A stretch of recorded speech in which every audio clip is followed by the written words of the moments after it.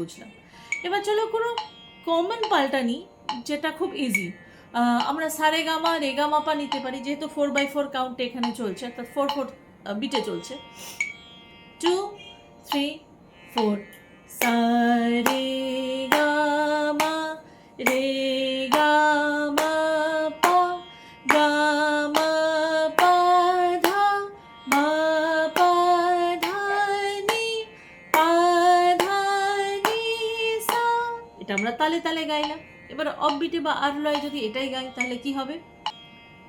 সা রে গামা রে গামা পা গামা পা ধা মা পা ধা নি পা ধা নি সা।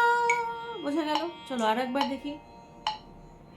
সা রে গা মা রে গা মা পা গা মা পা ধা মা পা ধা নি পা ধা নি সা। তো এইভাবে